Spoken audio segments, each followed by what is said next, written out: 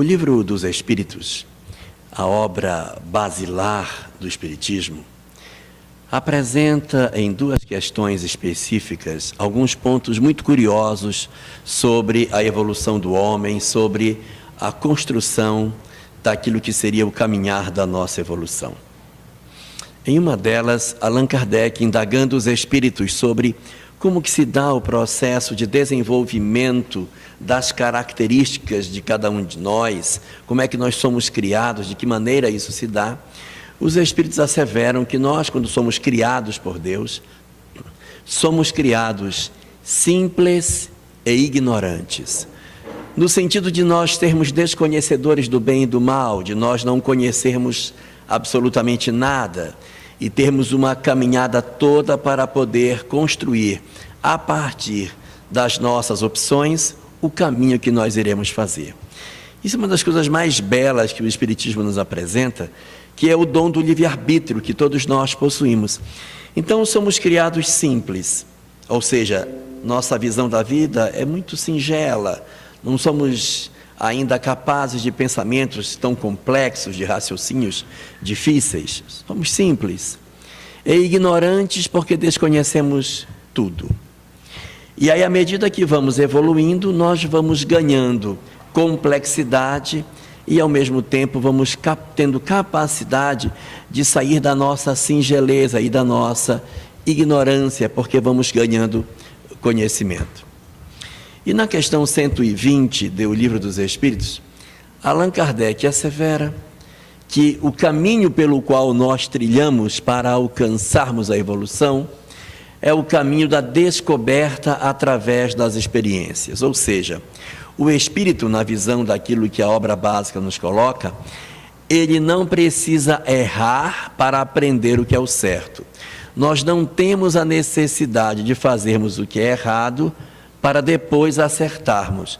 Nós podemos sim acertarmos já nas primeiras vezes, porque o livre-arbítrio nos dá a condição de nós, diante das situações, aprendermos ou não com as experiências dos outros ou com os conselhos dos outros.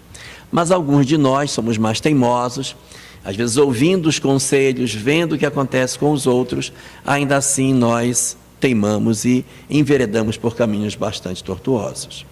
Então, diz a pergunta 120, que os espíritos na sua evolução, eles não precisam passar pela fieira do mal para evoluir, mas pela fieira da ignorância. Ou seja, eu desconheço e aí eu vou aprendendo e vou me desenvolvendo e vou crescendo, mas não precisaria errar. Porque se fosse assim, se nós precisássemos errar para poder aprender o caminho bom, a gente não ia caminhar nunca. Porque a pessoa ia dizer assim, meu filho, como é que está a sua evolução? Você já matou alguém? Não, ainda não. Então vamos ter que providenciar um assassino para você poder se desenvolver. Aí, já matou? Já matei. E a mãe já matou? Não. Então agora vai ter que matar a mãe. Isso não faz sentido. Nós não somos espíritos que precisamos passar pelo erro para que a gente consiga encontrar o caminho da felicidade.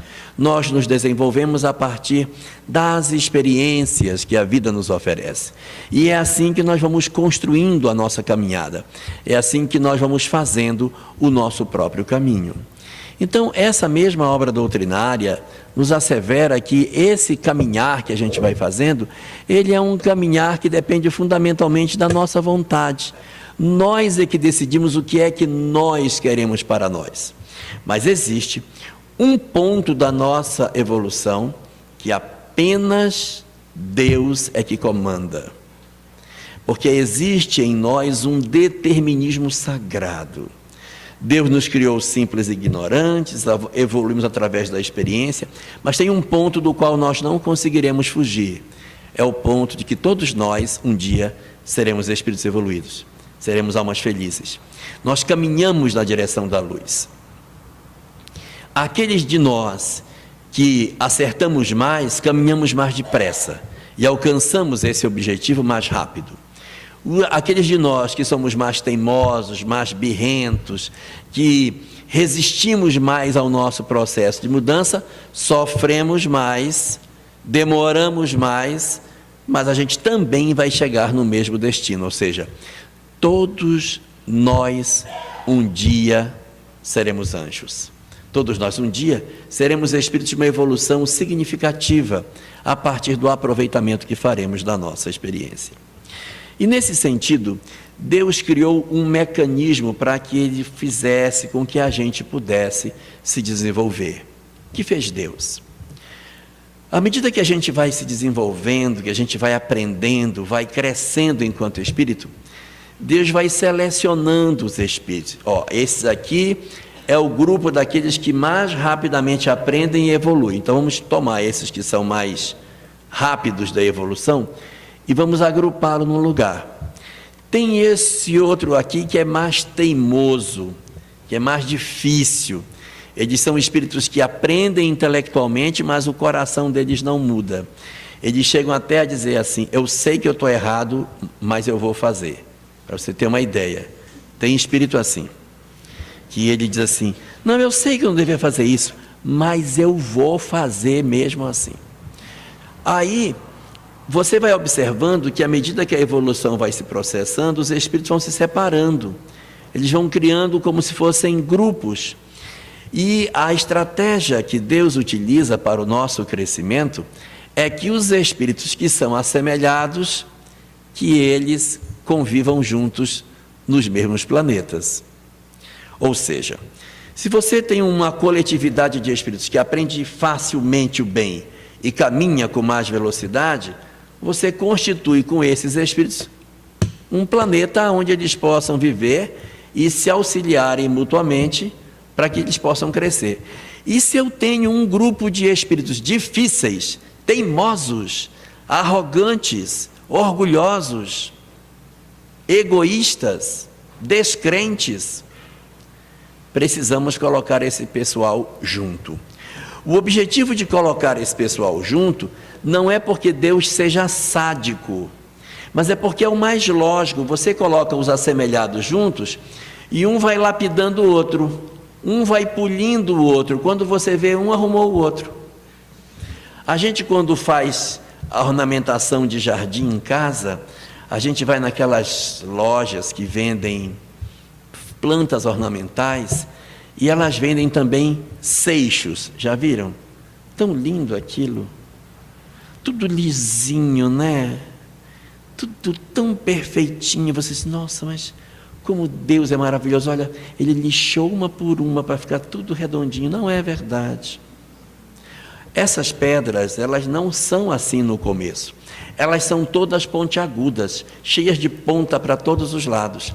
E elas ficam no fundo do leito dos rios. E aí, à medida que o rio vai levando essas pedras, uma vai batendo na outra, elas vão se chocando, e uma vai lapidando a outra. E quando chega lá no final, olha que lindo, mas vá ver como foi. O processo é construído a partir da lapidação que se dá pelo encontro das almas que são difíceis. Imagine que você tivesse que viver numa sociedade onde todo mundo fosse igual ao Chico Xavier. Já pensou? Chico, eu vou levar. Leva, meu filho. Agora não vou levar mais. Não leva. Não, mas agora eu decidi que eu vou levar. Então leve. Faça como você quiser. Então, ia ser difícil para a gente conseguir descobrir os nossos limites, porque a gente teria dificuldade de lidar com uma pessoa que não nos exigisse determinados rigores de conduta. Então Deus, a nosso benefício, Ele reúne essas almas difíceis e constitui os planetas exatamente com boa parte desses espíritos que são assim. Eu não quero assustar ninguém, mas a Terra é um planeta que abriga esse tipo de espírito. Nós somos assim. O que nos caracteriza é a nossa frieza. Nós somos capazes de dormir sabendo que há pessoas que hoje vão morrer de fome.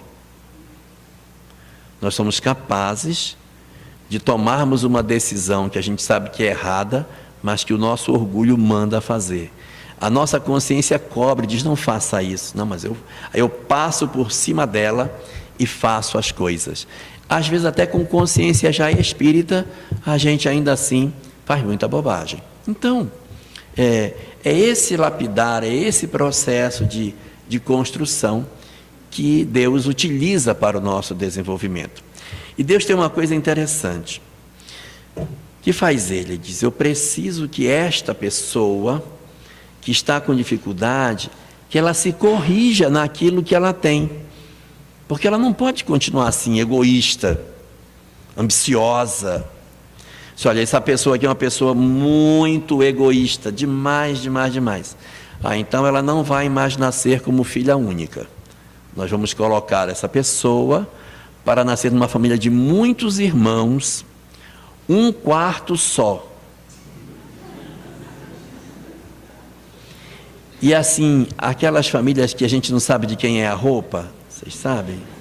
Você vai viver numa família dessas, que é para quebrar o processo de egoísmo, de eu no indivíduo, vai renascer entre pessoas que sejam diferentes de você e vai ter que aprender a dividir aquilo que você tem.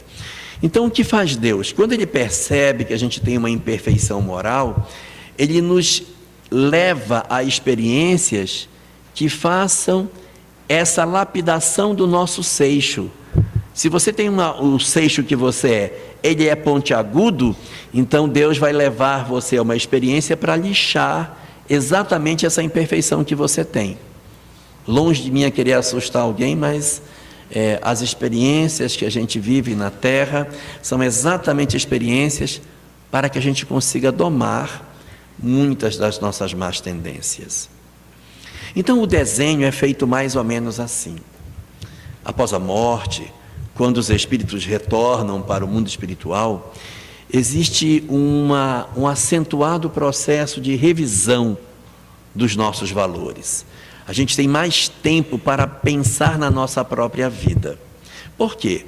Porque quando nós estamos encarnados, nós estamos aqui, a gente tem menino para levar na escola, tem louça para lavar, você tem preocupações, tem que pagar uma conta, tem que ir no banco, tem que trabalhar. Então a nossa mente fica ligada em muitas coisas.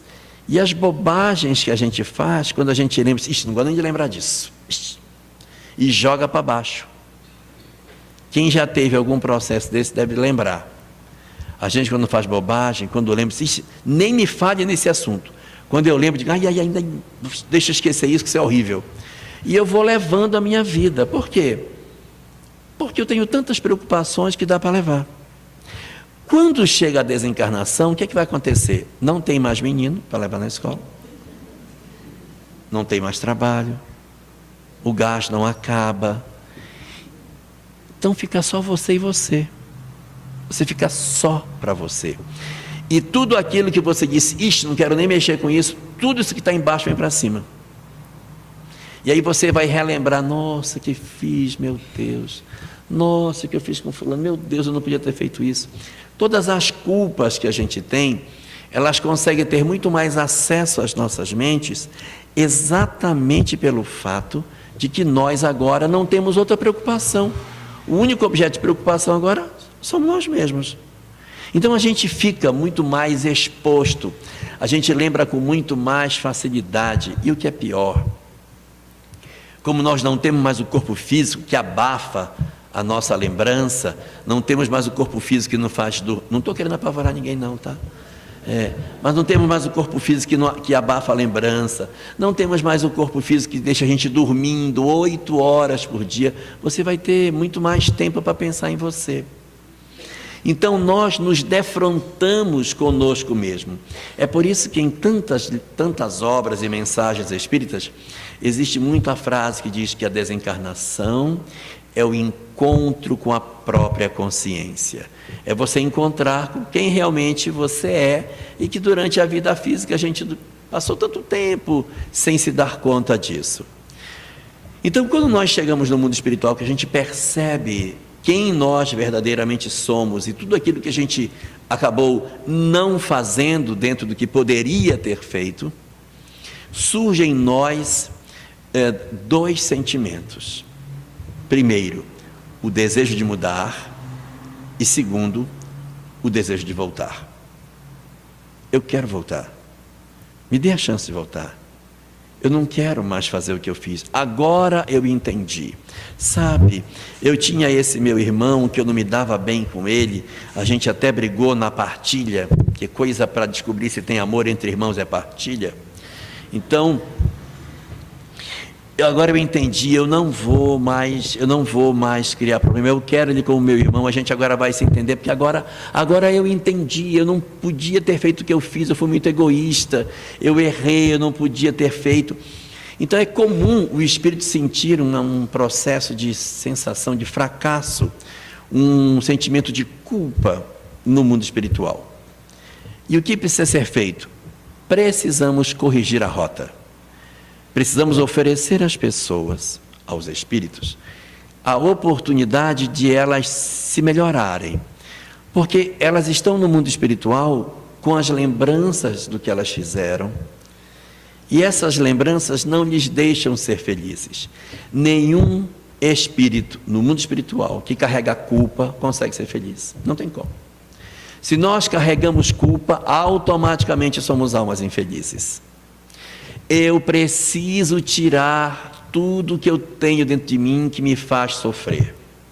Não posso ficar mais lá. A permanência no mundo espiritual me incomoda, porque eu queria estar aqui mostrando que eu já fiz, que eu acertei. E aí existe um mecanismo lindo que Deus criou para fazer com que a gente prove a nós próprios se nós realmente mudamos. Seria muito fácil nós pegarmos os espíritos no mundo espiritual e dizermos: traz o pessoal que não se gosta, sentem aqui os irmãos. Agora eu já entendi, nem precisa falar nada. Ele agora é meu irmão mesmo. Eu amo, eu beijo meu irmão, eu beijo. Por quê? Porque no mundo espiritual está tudo muito claro, está tudo muito lógico. Eu estou vendo que existe vida após a morte, eu estou vendo que eu estou infeliz, eu estou vendo que eu preciso mudar. O que faz Deus então? Precisamos que você prove a si mesmo que você realmente mudou. De que maneira? Vamos promover um reencontro seu com as suas provas. Vamos oportunizar a você a chance de você reencontrar com as experiências infelizes que você teve no passado. Então, a reencarnação, ou seja, o retorno do espírito à vida corporal, ele tem por objetivo que o espírito demonstre que ele realmente ultrapassou os conflitos que ele tinha. Vamos reconstruir as relações de maneira que você vai reencontrar com o seu irmão. Eu quero demais, eu vou andar só de mão dada com ele, só de mão dada, eu vou amar meu irmão, vou andar com ele, quero andar agarrado com ele. Só que vejam como Deus é sábio. Quando nós vamos reencarnar, Deus vem a cada um de nós e dá um beijo divino. O beijo de Deus, quando a gente vai renascer, é o esquecimento do passado. A gente começa a retornar no útero de nossas mães, e à medida que essa vinculação que começa na concepção vai se estreitando, o espírito vai progressivamente perdendo a lucidez de quem era ele, perdendo a lembrança do que ele de fato foi, e somente o que é verdadeiro, somente aquilo que existe no fundo das nossas almas é o que não dorme. Tudo que está na pele daquilo que a gente acha que é, vai adormecer. O esquecimento é só daquilo que eu penso que eu sou, mas aquilo que eu realmente sou não adormece. Isso permanece comigo. Então a gente vai fazer todo o fenômeno da nossa gestação. Vamos renascer sem lembrança do passado. Não sei quem eu fui, não sei quem era minha mãe, não sei quem era meu pai, eu não sei quase nada de mim. Eu não sei quem eu fui, mas eu sei o que eu fui. Eu sei se eu era egoísta, se eu era orgulhoso, eu sei as relações que eu mantenho com as pessoas, porque eu sinto aversão por um, a simpatia pelo outro, uma dificuldade de colocar alguém no colo, ou a dificuldade de ser abraçado por alguém. As nossas dificuldades de relacionamento indicam os dramas que nós trazemos do passado.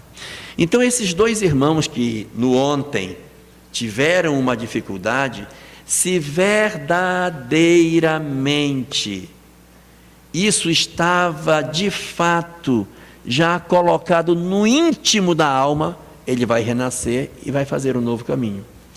Quando aquilo que a gente no plano espiritual disse, eu quero fazer diferente, e isso de fato é verdade, o esquecimento do passado não apaga. A gente não esquece, ele fica. Já viram algumas pessoas dizendo assim, não, mas eu não posso abandonar, eu tenho que ficar com a minha mãe. Mas larga, não posso. Seus irmãos, não, meus irmãos abandonaram, mas eu não vou fazer. Aí, larga teu marido. Eu não vou largar dele. Larga esse menino é um drogado, solta ele, você está se acabando por conta. Não vou largar.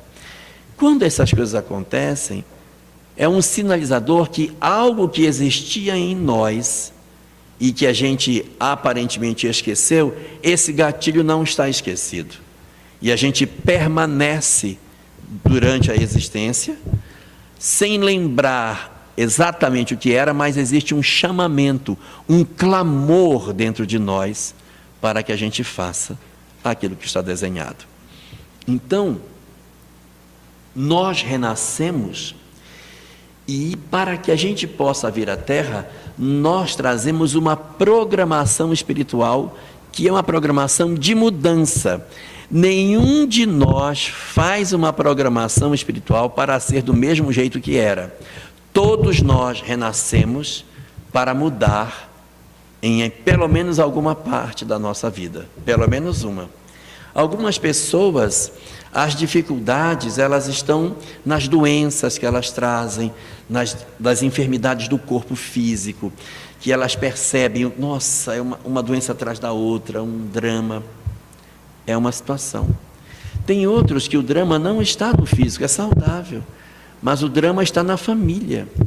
Uma família desarmônica, difícil, pai ausente, mãe que não abraça, mãe muito rígida, filhos desobedientes. Então são outros dramas que a gente pode ter. Tem vezes que não é isso. Tem vezes que o nosso problema é um problema econômico. A gente até tem saúde, a família até harmônica, mas o dinheiro não entra em casa, pelo amor de Deus. Quando a gente fica esperando pelo 13º que ele entra, a gente bate o carro no mesmo mês. Aí volta a ficar no vermelho. Quer dizer, meu Deus, eu não sei. Tem pessoas que dizem, meu grande sonho é passar num concurso público, eu sonho passar. E não consegue, gente. O pobrezinho se prepara e estuda. Não, agora eu vou, dessa vez eu estou preparado. Perde o ônibus. Da outra vez, se passei bem, passei em segundo lugar, agora vai. Chamam um. Por quê? Porque existem algumas programações que estão exatamente para que a gente possa fazer. Agora, tem gente que vem com problema nas 3 áreas. É o físico problemático, é a família difícil e economicamente complicado. Aí é mais difícil, né? Mas o objetivo da reencarnação é exatamente corrigir em nós aquilo que está defeituoso. É como se fosse assim: Deus quer que nós sejamos almas felizes. Deus quer que a gente tenha um sorriso lindo, né? Que a gente tenha o tempo todo aquele sorriso maravilhoso. Mas alguns de nós pode ter o sorriso torto. Já viram o pessoal que tem os dentinhos montadinhos? Aí ri com a mãozinha na boca. O que a gente faz quando a pessoa tem os dentes tortos? Põe aquele aparelhinho, já viram? Os dentes metálicos. Para que põe aquilo? É para arrumar, para ficar melhor, para que a gente consiga se sair melhor nas coisas. Só que aquilo, a gente sabe que aquilo está sendo posto para corrigir um sorriso que está feio na nossa cabeça. Mas vai doer, viu? Aquilo dói, corta a língua, corta a bochecha, A parte boa é que a gente emagrece porque não consegue comer, os dentes ficam todos moles. E ainda tem uma coisa curiosa, quando a gente se acostuma que ele para de doer, volta no dentista, doutor, aperte mais, já parou de doer. Quer dizer, nós mesmos queremos que conserte. Exatamente do mesmo jeito que é o aparelho ortodôntico que é colocado nas pessoas para ajustar, é o planejamento espiritual. O planejamento espiritual é o tratamento ortodôntico do espírito. Para que o sorriso dele fique bonito, vai ter que colocar aquilo. Vai doer, vai cortar a gengiva, vai cortar a boca, mas o resultado vai ser excelente. Então a gente vai ter que suportar essa, entre aspas, dor, para que a gente tenha mais saúde lá na frente. Essa é a visão que a doutrina espírita nos dá. Nós possuímos um planejamento espiritual, cujo objetivo é retirar de nós as nossas imperfeições.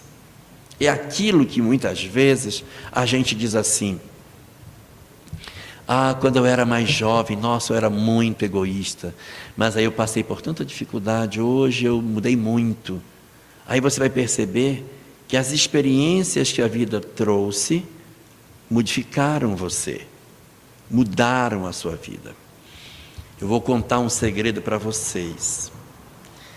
Muitas vezes os pais consideram que a tarefa deles de criar os filhos é a tarefa que eles têm para educar os seus filhos. Mas no fundo, a tarefa de ter filhos é uma tarefa de educação do próprio espírito. Não sei se eu estou sendo claro no que eu quero dizer. Porque quando a menina ela era adolescente, ela não lavava a roupa dela, ela não ajudava a lavar a louça, ficava tudo na pia, a mãe tinha que sair atrás dela, ela não ajudava em nada em casa. Aí depois que ela casa, aí ela vai fazer isso. Minha filha, bote a roupa no cesto. Minha filha vai estudar. Ela também não estudava quando era adolescente. Mas agora ela diz, minha filha, estude. Vai estudar. Cadê a sua lição? Vai fazer. No fundo, o exercício é para os pais.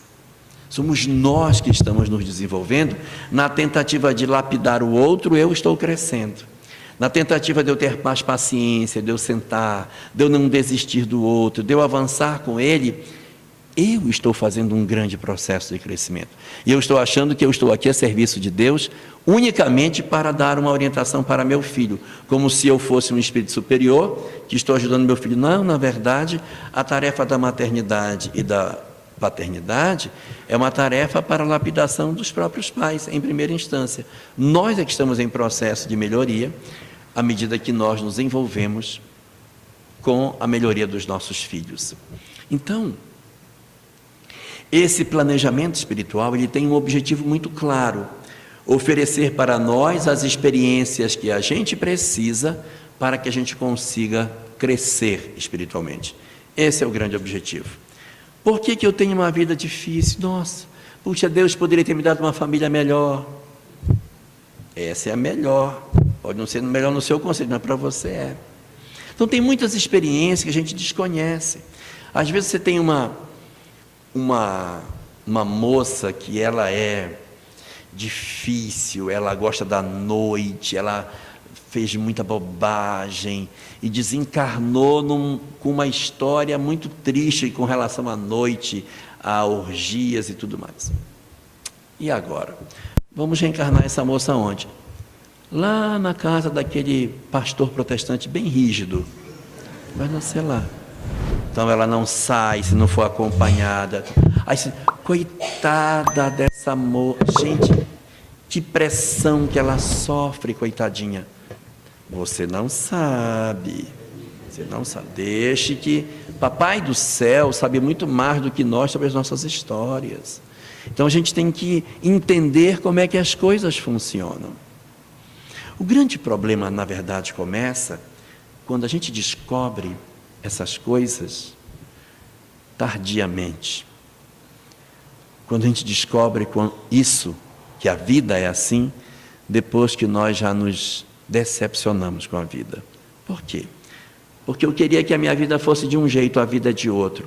Eu queria ter uma vida maravilhosa, mas a vida aponta para o outro lado. E essa minha inconformação com o meu planejamento espiritual, que é um sinal de rebeldia, é que é o nosso grande problema. Imagine alguém que atravessou a vida e que nunca soube que a gente reencarna para cumprir uma programação cujo objetivo é domar as nossas más tendências, que as nossas provas elas têm por objetivo melhorar a nossa condição espiritual. Quando nós não percebemos que as nossas vidas foram desenhadas para que as nossas provas nos trouxessem aquilo que a gente tanto precisa, nós podemos entrar num quadro de inaceitação da nossa realidade. Por quê? Porque todo planejamento espiritual, vai dizer não para as coisas mais tortas que a gente tem. É o aparelho ortodôntico ajustando as nossas vidas. Naquilo onde a gente é mais torto, é onde o aparelho aperta mais. E a gente diz, puxa, mas eu não queria isso. Eu queria ter minha liberdade. Eu queria ter isso, ter aquilo.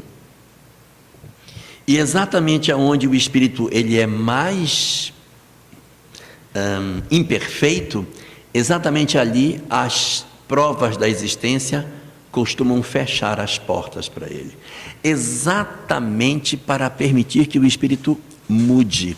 O objetivo da encarnação é que a gente mude de rota, que a gente descubra um novo caminho, que a gente saia do caminho viciado que a gente está, porque a gente já aprendeu a reagir sempre de uma mesma forma. E o que fazem então os espíritos? Criam um planejamento que vai forçar você a esbarrar com as suas imperfeições para que você consiga mudar.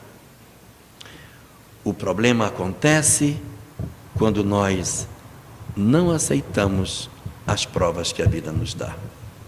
Seria fácil se a gente pudesse fazer isso, mas muitas vezes, quando a gente se depara com as nossas imperfeições e com aquilo que a vida nos cobra, nós começamos a não aceitar.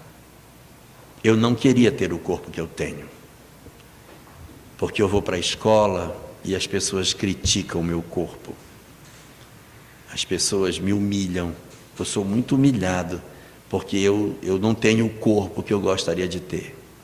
Então, eu começo a sofrer um processo de introspecção exatamente pelo fato de eu sentir que as pessoas não me aceitam. E eu não consigo lidar com as dificuldades que a vida me traz. Eu sonho tanto de ter uma pessoa que me ame, que diga no meu ouvido todo dia de manhã, que eu sou a pessoa mais importante para ela, uma pessoa que eu acorde com ela dizendo, eu amo você. E eu não tenho nem nada, não tem quem nem diga isso. Tem ninguém. Nem quem diga levanta que está na hora. Tem ninguém. E a nossa dificuldade para aceitar isso pode ir destruindo as nossas crenças, destruindo as nossas resistências para lidar com o nosso fenômeno de construção do nosso eu. E nessa dinâmica existe dois arquétipos que são muito comuns na leitura desse fenômeno. Um é o que costuma acontecer com o arquétipo feminino. Geralmente as mulheres têm esse arquétipo feminino. E outros é o que costuma acontecer com o arquétipo masculino, como reagem tipicamente os homens nessas condições. As mulheres, elas possuem a tendência de implodir quando elas não conseguem aceitar a realidade que a vida lhes deu. Sonhava ter meu pai e minha mãe, meu pai foi embora, minha mãe ficou sozinha. Eu odeio minha vida, porque meu pai me abandonou. E por isso eu não aceito minha vida, eu não aceito nada. Eu sou uma pessoa triste e eu não aceito a história que eu estou tendo. Eu não admito ser pobre, eu não admito eu não ter toda a felicidade que eu desenhei para mim. Eu não admito que minha mãe seja do jeito que ela é. Então essas condições todas, elas vão produzindo em nós processos de perturbação.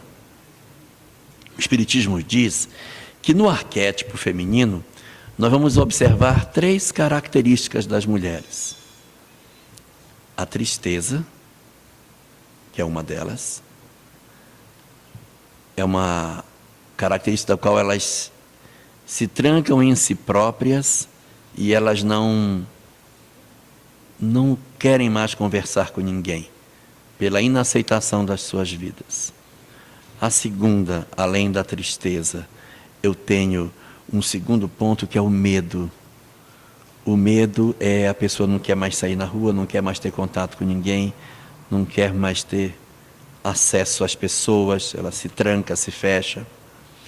E o terceiro é a desesperança. Para mim não tem mais jeito, nem adianta investir comigo. Então a tristeza, o medo e a desesperança são as características essenciais do arquétipo feminino. É lógico que isso tem gradações, né? O processo de desconstrução das nossas personalidades, ele tem o modelo leve, o moderado e o profundo.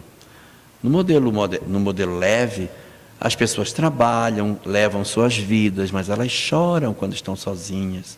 Quando chega aquela época da TPM, chora no travesseiro, a lágrima esconde no travesseiro, ninguém nem sabe que ela chorou. Então ela tem um peso, uma tristeza, uma dor dentro de si, mas contudo ela consegue levar a vida. Ela trabalha, tem suas coisas, mas vez por outra ela tem um processo de tristeza dentro de si. No livro O Evangelho segundo o Espiritismo temos a mensagem A Melancolia, que trata exatamente disso, que ele fala que é a saudade que o espírito sente de quando ele era livre e agora as provas que a vida está tendo, que ele está preso num monte de prova que ele não queria ter, aí ele sofre a angústia dessa, entre aspas, prisão que ele esteja. Então essas são as características do universo feminino. No universo feminino, a forma de desconstrução da nossa personalidade é totalmente o oposto, é surpreendente. É o mesmo fenômeno, só que observado pelo lado da face masculina da vida. Ao invés desse indivíduo possuir a chamada tristeza, que é aquela sensação de que eu sou um desamparado, ele cai para o oposto disso e vai para uma arrogância sem fim, um sarcasmo, um deboche. Então passa a ser uma pessoa, eu não preciso de ninguém não preciso de ninguém, dou conta da minha vida, não tem por que me preocupar com isso não. Então essa é uma das características. A outra é a violência. São violentos, são agressivos, são estratégias de compensação do que eu não gosto, eu do lado de fora eu vou e quebro, eu depedro, eu destruo, como uma maneira de eu extravasar a raiva que eu tenho da vida por eu não ter aquilo que eu gostaria de ter. E a terceira, além de nós termos a violência, e além de nós termos o processo da arrogância, há um terceiro fator também que entra na composição do arquétipo masculino, que é referente especificamente à maneira como o homem age diante das situações da vida, a forma como ele constrói a sua história em função da leitura que ele faz de que ele não precisa de ninguém, que ele é violento e que a vida dele ele não precisa se submeter a nada. Então, além da violência, além desse fenômeno que ele usa de agredir as pessoas, ele tem um fenômeno muito grave que acontece com ele, que é a fuga. Enquanto na tristeza eu fugia para dentro de mim, na fuga eu fujo para fora de mim. Então ele bebe, ele abandona a família, ele some no mundo. Essa é uma característica muito típica do universo masculino. A mulher, pela tristeza, mergulha para dentro de si e se destrói. O homem foge, vai beber, vai se drogar, larga a família, quero esquecer isso, quero virar essa página. Enquanto que a mulher tem medo de um lado, o homem tem violência. Enquanto a mulher, de um lado, ela está vinculada com a desesperança, que é a sensação de que não adianta porque ela não tem mais jeito, para o homem existe a arrogância, a prepotência, não preciso de ninguém. Ela acha que não adianta ajudar porque não vai dar mais certo. E ele não precisa de ninguém. Os dois estão perturbados, viu? Os dois estão perturbados. Se a gente encontrar alguém que tenha essas características, ela está enveredando no rumo de um fenômeno chamado depressão. A depressão, que é a inaceitação do planejamento espiritual nosso, é exatamente decorrente dessa característica que nós temos de entrarmos num planejamento para corrigir as nossas vidas, e eu não quero aceitar isso. Eu não quero. É como o boi que entrou na manga e ele foge da manga, ele não quer aceitar, ele não aceita. Ele vai pinotar, ele quer sair, ele não quer aceitar a seguida naquele caminho que foi proposto, ele tem que sair dali. E essa rebeldia, que pode ser implodindo ou explodindo, é que constrói para nós diversos quadros de perturbação que a nossa sociedade hoje ela experimenta. A doutrina espírita fala que, além dos fenômenos nossos, da nossa dificuldade de aceitar um planejamento que fere o que eu gostaria de ser, exatamente porque o planejamento vem para corrigir o que está errado em mim, além disso, eu ainda sofro a influência espiritual dos que me perturbam. Como se já não bastasse o sofrimento que eu mesmo já gero para mim, eu tenho em adição a esse fenômeno a perturbação que os que estão do lado de fora produzem na minha vida. Então é uma angústia muito grande, porque eu já sou um espírito perturbado sozinho, e aí eu me alio com uma série de entidades que também são do mesmo tipo, aí eu fico pior. Nem sempre os espíritos que nos perturbam com relação à depressão, eles são nossos inimigos. É muito mais comum a perturbação do processo de depressão ser de espíritos semelhantes a nós do que ser por inimigos. O que ocorre? A pessoa entra em processo depressivo e diz: ai, eu sou tão triste, ai meu Deus, a minha vida é uma tristeza só, ai, o que eu vou fazer? Ai, minha vida. Aí nisso outras entidades se aproximam dela, que são semelhantes, e dizem: ai, eu também, nossa, não faz ideia de quanto eu sou triste. E daqui a pouco você já não sabe se a sua tristeza é sua ou se é do outro. E você já não sabe mais se a tristeza do outro é só dele ou se também tem contaminação da sua na dele. Aí forma uma confraria de sofredores. Aí fica todo mundo no quarto gemendo: ai, e eu? Nossa, eu também. Ai. Por isso que é difícil a gente conseguir que a pessoa melhore, porque ela não está sozinha. É muito comum que esses de nós que passamos por esses fenômenos possuamos fortes laços espirituais com entidades que estão vinculadas a nós e que também passam pela mesma dificuldade. Porque não é o fato de nós termos desencarnado que nós passaremos a ser almas superiores ou livres da influência da matéria. Não, existe muito espírito que desencarna e continua ainda por um bom tempo com as mesmas impressões negativas que tinha. É lógico que depois de um tempo ele vai melhorar, mas num primeiro período, que pode variar de indivíduo para indivíduo, você pode ter sim uma experiência na qual você vai ter um espírito por um certo tempo razoavelmente longo, perturbando você, porque ele também ainda está muito perturbado. Igual as pessoas, já viram pessoas encarnadas quando chegam numa certa idade, que aí a pessoa diz assim: ah, eu estou tão mal, olha, fui no médico, eu estou com um bico de papagaio, não consigo nem sentar direito, minha coluna. E eu, que estou com um bico de papagaio e estou com uma hérnia de disco também. Ah, isso não é nada. Eu agora estou com 2 hérnias de disco, estou com hipertensão e diabetes, e agora me apareceu um outro problema, estou com um entupimento das veias, que eu querer ter esse bico de papagaio. Então, parece um prazer mórbido das pessoas ficarem jogando em cima da mesa caixa de remédio, já viram? Olha quantos eu tomo, eu tomo mais, né? Já tem sinal de que a gente está ficando velho é quando a gente compra aquela caixinha, sabe? Que tem assim, manhã, tarde, noite, segunda. Você fica tomando. Ali é ficar esperto, tá? Então, do mesmo jeito que existem pessoas que sentem um prazer em compartilhar suas doenças, existem pessoas, espíritos, que sentem prazer em compartilhar suas tristezas. E eles se juntam, eles constituem grupos e fica um retroalimentando o outro e gera um processo muito difícil.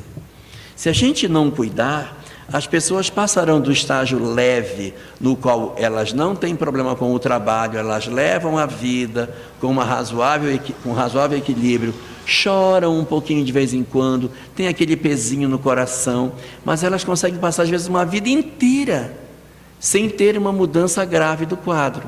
Mas tem pessoas que, se não cuidar, elas podem avançar para um grau chamado moderado. No grau moderado, ela já tem dificuldade de trabalhar. Ela vai para o trabalho e diz: gente, hoje eu não estou com a cabeça.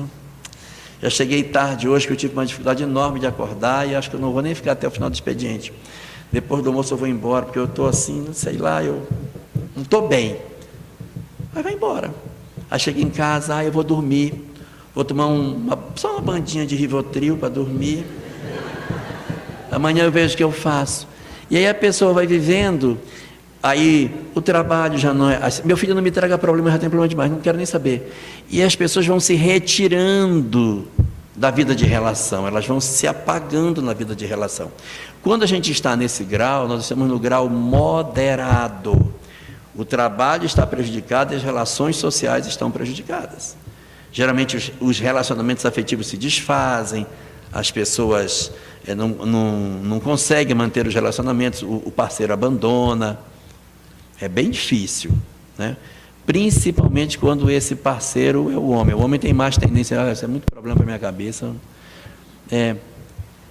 As mulheres, elas são mais resistentes, elas é verdade. Observem no domingo, na frente do presídio masculino, o tamanho da fila domingo no presídio masculino, e vão olhar domingo o presídio feminino, quantos homens tem na fila para visitar suas mulheres que estão presas. Difícil. É muito mais comum as mulheres apostarem numa relação que, se tem um marido com uma dificuldade. Os homens têm uma característica menos tendente à depressão. As mulheres, estatisticamente, são mais tendentes ao processo depressivo. Mas no fenômeno, quando ele está moderado, a pessoa já não tem mais uma produtividade bacana, já não produz mais, ela já não tem mais aquele empenho profissional, a pessoa passa muito tempo deitada, tem muito sono, ela fala muito dos problemas dela. Problema quem tem sou eu, sabe? Nossa, E aquela conversa nunca ela caminha, aquela conversa sempre volta. Porque a minha vida... Isso é só moderada, tá? Não tem a profunda. É muito comum as pessoas dizerem assim: porque fulano está numa depressão profunda. Gente, depressão profunda é profunda mesmo. Na depressão profunda, a pessoa não sai mais do quarto praticamente. Ela não sai mais do quarto. Ela costuma encher as janelas com algodão, com tecido, para que a luz não entre. Eles não gostam de luz, gostam de ficar absolutamente no escuro. Eles não costumam sair. E assim, quem tem pessoas que têm depressão em casa, tem é verdade que eu vou dizer. Tem alguns sinais que a gente observa quando se você tem em casa alguém que tem processo depressivo, você observe alguns sinais nela, que são os cuidados de higiene pessoal. Se você tem uma pessoa depressiva e ela está com a mesma roupa de ontem, ela não tomou banho, está azedinha, ela está entrando em crise, preste atenção nela. O cabelo ela não está cuidando, não está mais se cuidando. Se você tiver alguém que tem em casa processo depressivo, observe se a pessoa está atenta para os seus cuidados pessoais.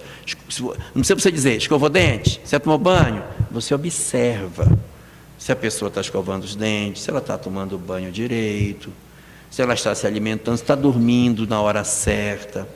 Esses são os indicativos. Quando há um descompasso nessas funções, esse pode ser o grande indicativo de que a gente precisa entrar para que a gente possa fazer alguma coisa em socorro desses companheiros. Mas o que a gente pode efetivamente fazer, de fato, para ajudar? Porque entender o fenômeno espiritual de um planejamento que nos força a ir para uma direção que nós não queremos, não nos dá a rota do que fazer.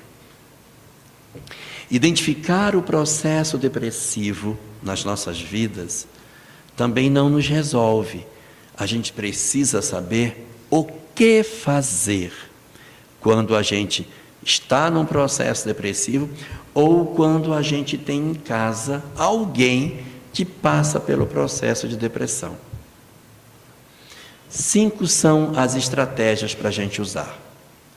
Se for conosco ou se for com outro, esses 5 pontos podem nos ajudar muito para que a gente consiga sair desse processo depressivo. Primeiro ponto, ponto número 1, procurar ajuda. Quando alguém passa por depressão em casa, nunca despreze isso. Não diga para a pessoa, isso é bobagem. Rapaz, uma peia resolve isso. Nunca desconsidere que a pessoa precisa de ajuda. Nunca faça pouco caso. Isso é besteira. Sabe o que é isso? É porque você dá muita atenção para essa menina, por isso que ela fica com esse negócio. Minha filha, você tem tudo, você tem casa, você tem comida na mesa, você tem roupa lavada. Você não paga uma conta, por que depressão? Depressão com o quê? Sua empresa faliu? O que tem? Você é uma moça bonita, saudável, fica com esse chororô dentro de casa, rapaz? Rapaz, vou lhe dar uma peia que eu vou curar você do dia para a noite. Essa estratégia não ajuda. Não ajuda. O melhor é a gente procurar ajuda. E existe um fator aí que é muito importante. Às vezes a gente diz assim, minha filha tem depressão, por quê, gente? Não, olha, tem tudo em casa, ela não falta nada, tem tudo, nunca sofreu nenhum tipo de violência, não foi abusada, ela não tem, o histórico dela não tem nada. Por que essa menina fica desse jeito? Está faltando um detalhe para nós. Nossos filhos são espíritos. Nesta encarnação ela pode não ter nenhum drama, mas você sabe de onde ela vem? Quem é esse espírito que renasceu no seu lar? Será que essa moça que hoje está num corpo de adolescente não viveu experiências extremamente violentas no ontem? E que isso, embora ela não consiga falar o que seja, está depositado no inconsciente dela e ela sente uma dor, uma tristeza? Porque, poxa, a história da humanidade tem tanta página sangrenta, será que ela escapou de todas essas páginas? Será que ela nunca foi violentada? Será que ela nunca foi para uma guerra? Será que ela nunca viu a família ser destroçada? Às vezes nossos filhos trazem conflitos que não são dessa existência. E mesmo a gente sendo espírita, a gente fica querendo achar no hoje as raízes de processos depressivos. Esses processos podem ser do passado. Eu posso ter processo do passado, eu posso ter processos obsessivos, que são espíritos perturbando os nossos filhos em casa, ou nossos maridos, esposas, mãe, pai, sei lá, quem quer que seja, perturbando nossos familiares. E posso ter também fenômenos do hoje, coisas que são do agora, que justificaram que isso acontecesse. Às vezes a gente nem sabe, violências que nossos parentes podem ter passado e que geraram neles conflitos que podem ter levado para o processo depressivo. Então, o primeiro desses pontos é esse, que a gente procure ajuda. Que ajuda que a gente deve procurar? 3. São 3 profissionais que a gente tem que procurar, 3 ajudas. A primeira ajuda é o psicólogo, a conversar. O psicólogo, entendendo da necessidade, pode colocar o segundo profissional no jogo, que é o médico. Se precisar de administrar uma medicação.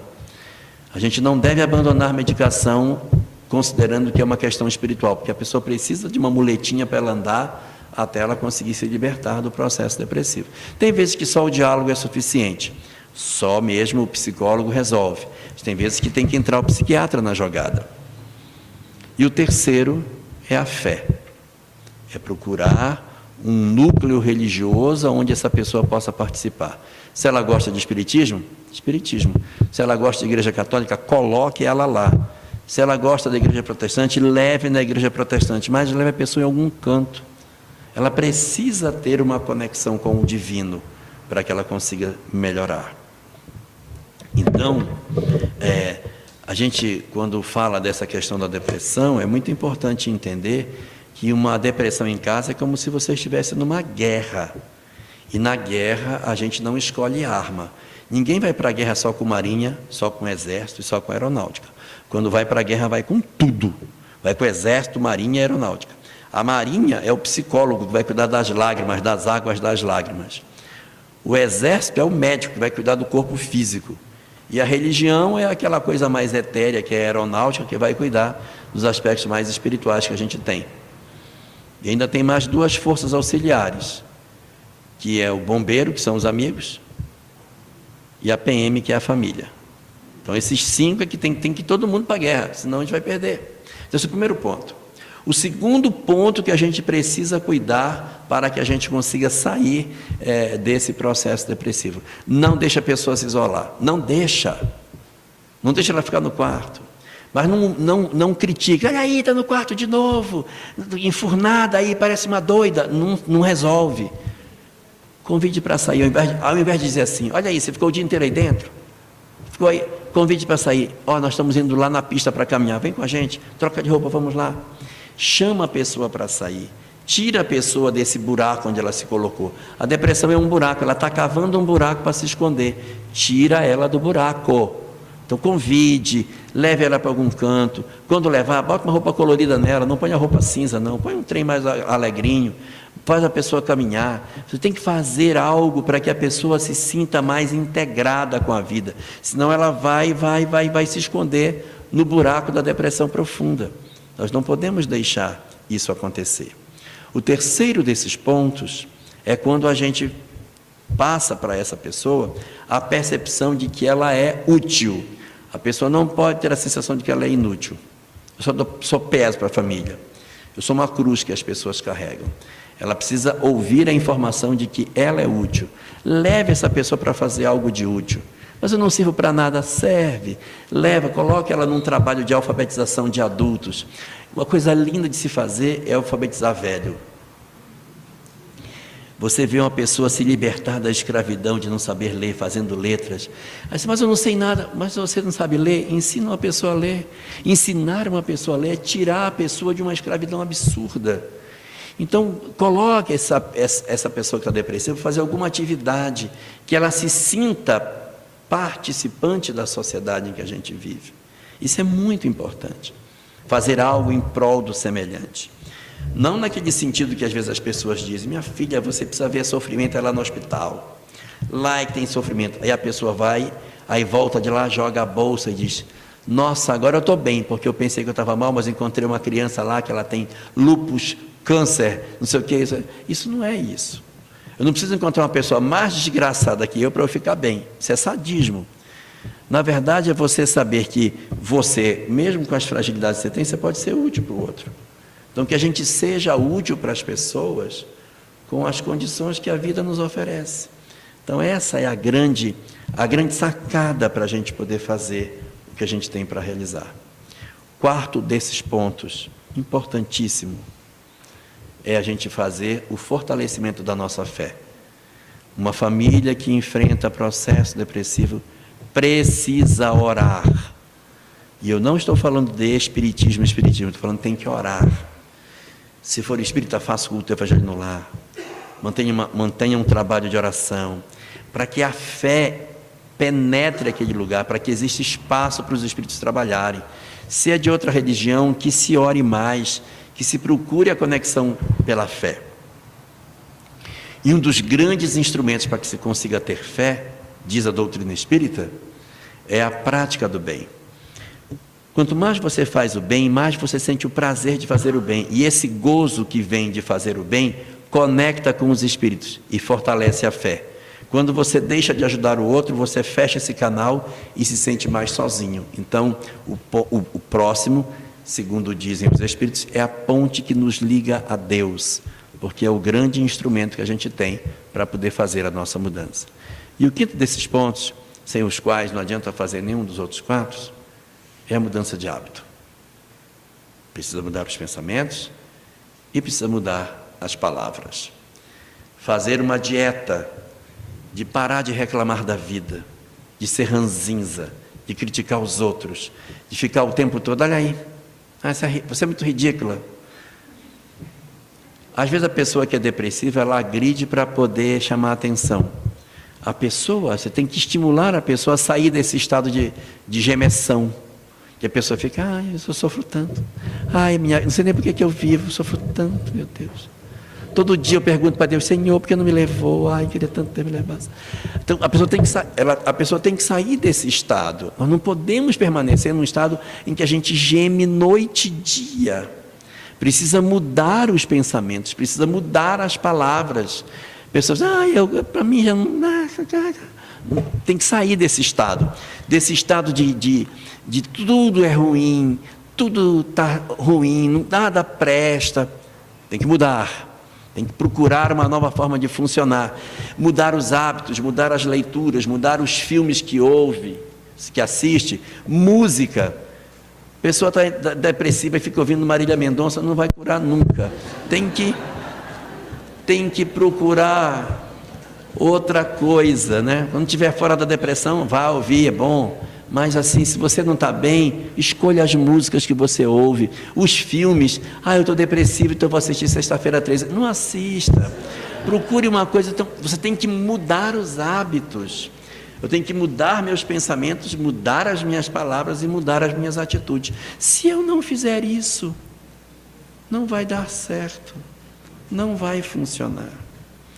Só para a gente terminar, com relação à nossa fala, eu queria só relembrar uma frase que o Cristo deixou. Ela está no livro de Lucas, no capítulo 10, uma conversa que Jesus tem com um doutor da lei, que é o antídoto para o processo depressivo. Porque o arquétipo feminino, ele tem como característica a implosão dos seus sentimentos. É a tristeza, é o medo e a desesperança. E o arquétipo masculino é a explosão das suas emoções.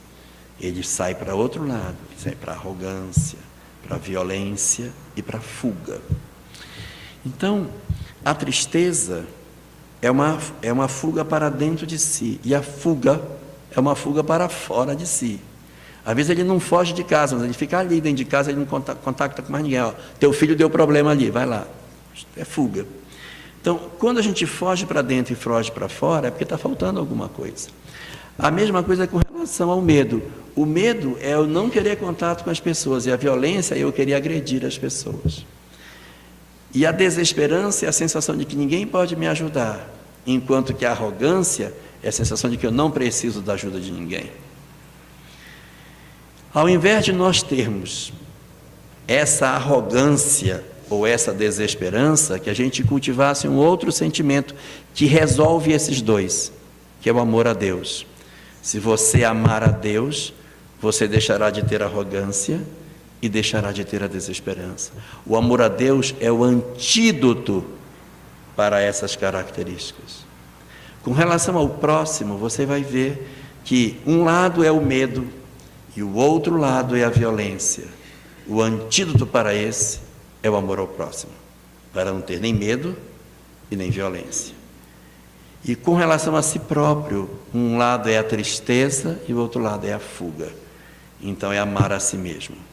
Então, para fugir a esse fenômeno de perturbação das nossas vidas, o antídoto está na frase do Cristo: amar a Deus e amar ao próximo como a si mesmo. Nisso está contida toda a lei e os profetas. Se nós cuidarmos dessa forma, os nossos lares poderão ter, evidentemente, muito mais saúde a partir do nosso esforço de transformar as nossas vidas. Muito obrigado, uma boa noite para todos.